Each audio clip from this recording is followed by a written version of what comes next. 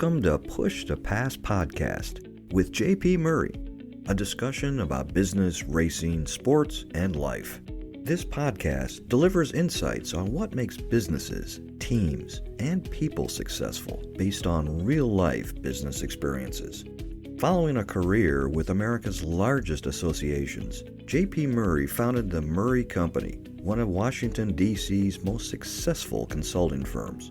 The company was acquired successfully and enabled him to launch JP Murray Racing, a business development and sponsorship agency for auto racing teams. Here is JP. Hello, folks. It is JP Murray. Man, this is one of the best guys in motorsports. And I tell you what, that is without debate. It's Shane Stewart, owner of Port City Raceway, one of the greatest drivers in the history of the Sooner State. He owns Port City in Tulsa, Oklahoma, with his fantastic family and his wife, Jen. Shane, welcome. I really appreciate it, JP. We haven't known each other a very long time, but our short time that we have known each other, we've grown to be family, really. Like your brother, he'll pop into the racetrack every once in a while on a blue moon and always is checking on us, and you're doing the same. But really appreciate you having me on your podcast. Let's talk some business of racing. Why don't you tell me a little bit about this Port City program you got going? Whatever you're doing over there is really working.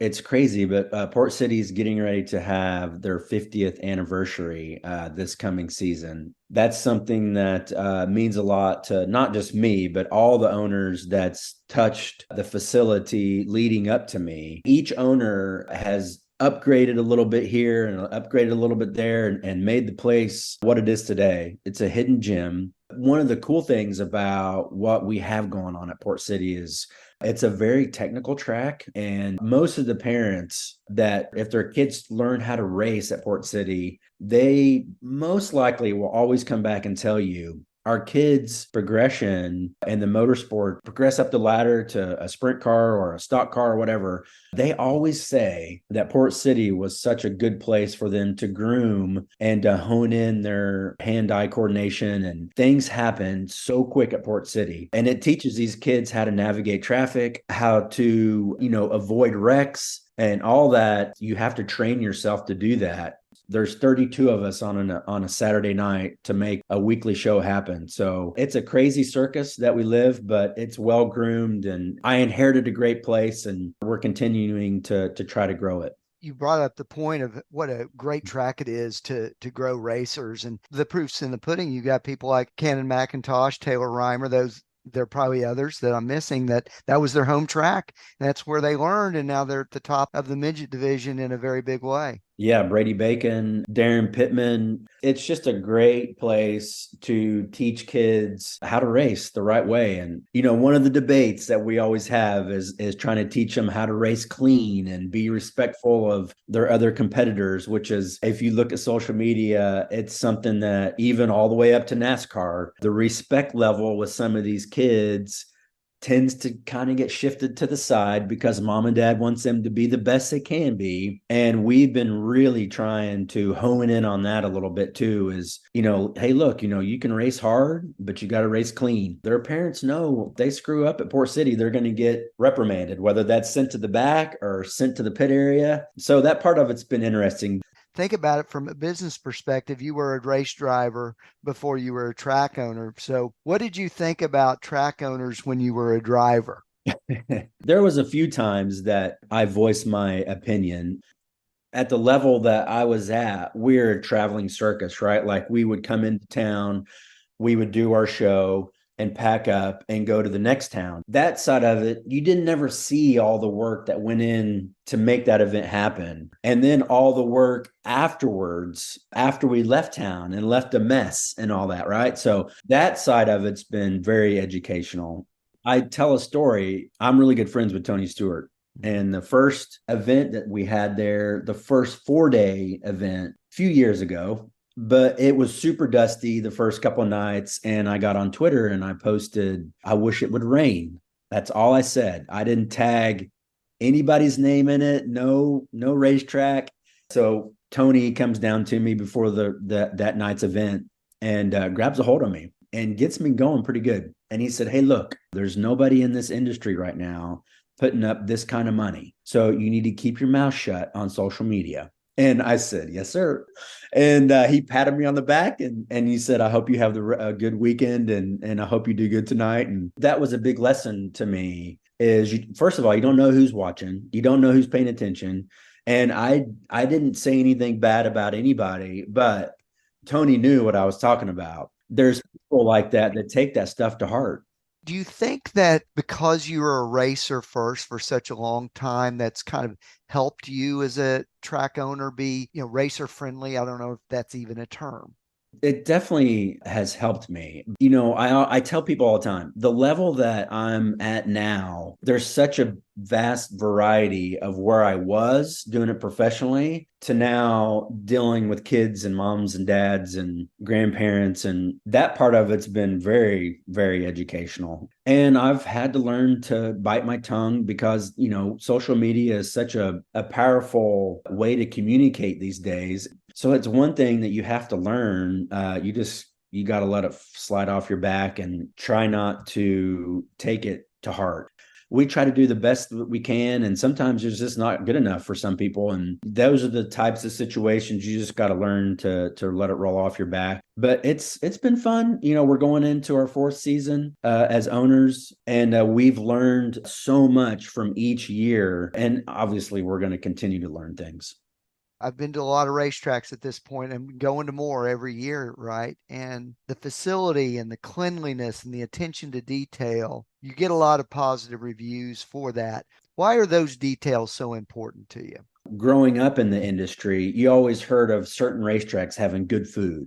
Growing up at Devil's Bowl, their burritos were excellent. Everybody loved their burritos. And then you also hear of, oh man, that track, the people were really nice and the bathrooms were clean. Well, I don't use the bathroom at racetracks. Those are the things that I just never really paid attention to, but I listened. So when I inherited Port City, it was already a nice place, right? Like the food was good. The bathrooms were clean. And I've made a few changes to clean things up here and there, but I inherited a great place to begin with. We continue to try to go down that path because Port City's been put on such a high pedestal for those things. And it all matters. It all matters, right? Like the bleachers have to be nice. The bathrooms have to be clean for the ladies. And the food has to be good because some people go there to eat the food. And on top of that, we try to work hard on keeping our infield clean. And we improved our victory lane circle and we were able to sell that to a couple sponsors. And it all adds up. It's stuff that you learn along the way to try to make better. And we're going to continue to do that. You've got a great way to demonstrate your brands on that back straightaway. The winner circle looks fantastic now. Naming rights opportunities and all sorts of engagement for companies to bring their employees. Have you seen someone kind of optimize Port City in that way, or something that you would share with people that might be thinking about doing the same thing? Great points. And one of the things too is the streaming side of things. I mean, that's becoming so important in our industry. And the streaming side for racetracks, it's a double-edged sword, right? Like some promoters are like, if the weather's not just perfect, people are going to stay home and watch the races instead of coming to the racetrack and buying that hamburger or hot dog or, putting their butts in the seat. So one of the things that we've started to do is go to these companies, these local companies, and say, hey, look, we're going to give you 25 to 50 free passes. We're going to give you the naming rights for that actual night.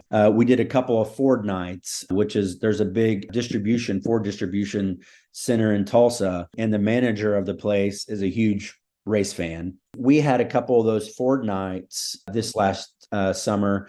And we told them, like, we're not going to charge you a dime to come in because if we have an empty seat, it's not doing us any good for it to be empty. So put a butt in the seat and have them come and enjoy the experience, come and enjoy the food. We have Bob's Turn 5, which is a full bar, and it's got TVs going in there. And when it's hot, it's nice and cool in there. And when it's cold, it's nice and warm in there. So it's another selling point that we have for these companies. We're going to continue to try to do that more and more because the thing is if they bring in 25 people, 10 of them might come back. And those 10 are going to buy a pass, right, at the front gate and enjoy the races with their family. And then on the streaming side of things, we do have companies that reach out to us and say, hey, look, what's it cost to have signage on the back straightaway? And it all makes sense. It all adds up. And once again, you never know who's watching your product. And that's one thing as a team that we work so hard at. And we get a ton of compliments from people out of town that come to our racetrack and enjoy the atmosphere, enjoy the racing side of it. And that to me means a lot. You're right. You never know who's watching, but they are. Yes. And the other thing you and I, we visited as kind of entrepreneurs and businessmen for a few years. Do you have any new plans for trying new things, new events? What's kind of on the horizon you might be able to share at this point? It's an ongoing process of trying to figure out how you keep growing your business. And at our level, it's a challenge, but I feel like it's a challenge for any promoter right now. One of the things there's so many big paying micro races these days that we've seen it take a pretty hard impact on like our weekly program, because it's like anything. The micro industry is getting more and more expensive to do. And some of these teams, the higher quality teams that race at my track on a weekly basis, they kind of stop racing there on a weekly show because they know that there's so many good high paying micro races that they try to save their equipment for now. And so then you start as a promoter, you start thinking, how can I keep these people coming? And that's one thing that we're trying to work on, is grow our purses. Our costs go up just like everybody else's. And we've raised our pit pass prices. And with that, you get a little bit of backlash. And so then we try to find ways to increase what they make. So to kind of subsidize the higher pit pass prices. So that's something that we're continuing to work on. The digital board, I see it more and more at racetracks. That's something that I'm really working hard to implement at our place.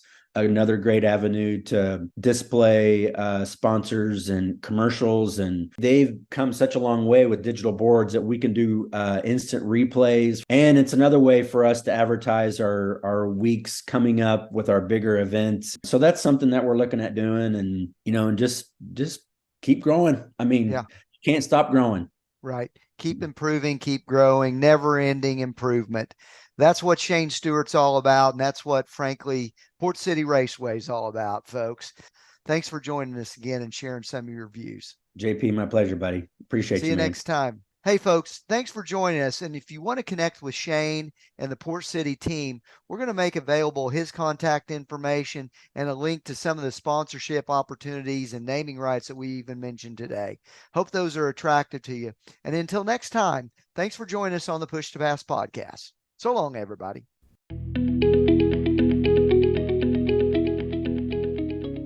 Thank you for listening to the Push to Pass podcast with JP Murray, a discussion about business, racing, sports, and life. If you would like to sponsor Push to Pass, send an email to jp@jpmurray.com. Follow JP on Twitter, LinkedIn, Facebook, and YouTube. His website is jpmurray.com. Until next time, push yourself to pass the competition. Thanks for listening.